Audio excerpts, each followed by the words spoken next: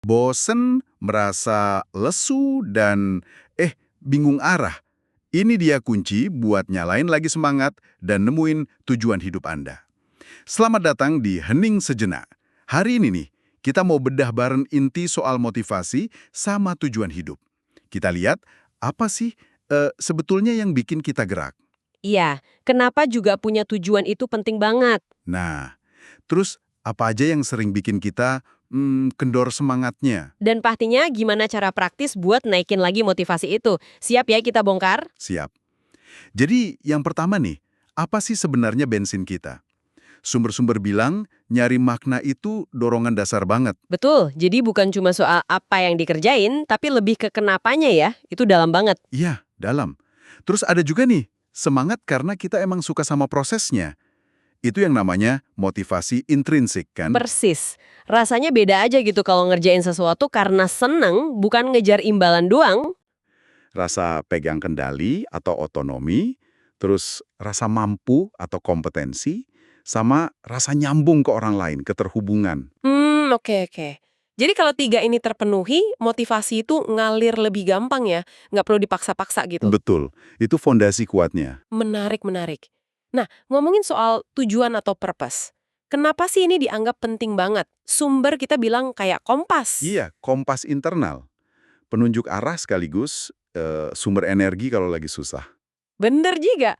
Tanpa kompas ini kayaknya gampang banget ya ngerasa keombang-ambing atau muter-muter di situ aja. Tepat. Dan fungsinya lebih dari itu loh.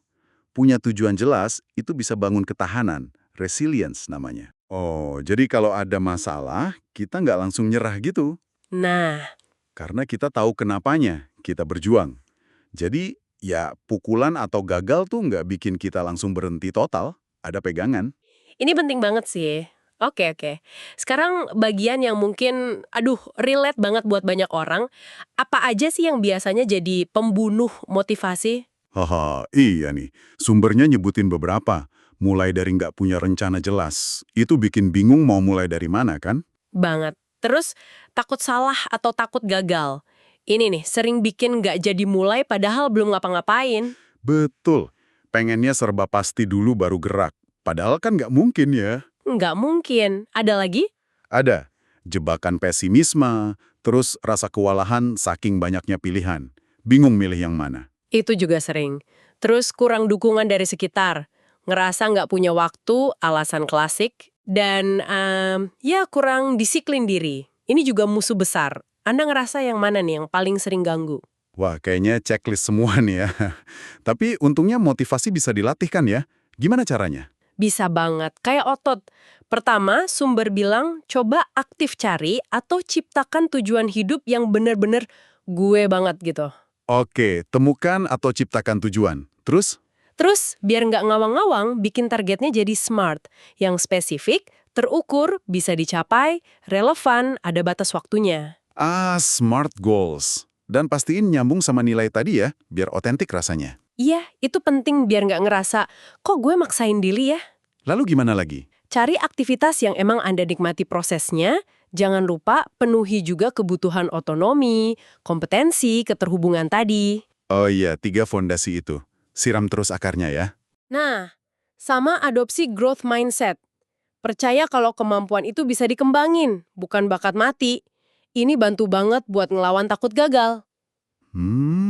Mindset bertumbuh. Oke. Kalau tujuannya gede banget, gimana? Rasanya kok jauh? Nah, kuncinya, pecah jadi langkah-langkah super kecil. Ya rasanya, segini doang mah bisa lah hari ini. Bikin jadi nggak terlalu menakutkan ya, masuk akal. Iya, terus jangan malu cari dukungan. Bisa teman, keluarga, mentor. Latih juga disiplin, dikit-dikit aja jadi kebiasaan. Oke, dukungan, disiplin. Apalagi?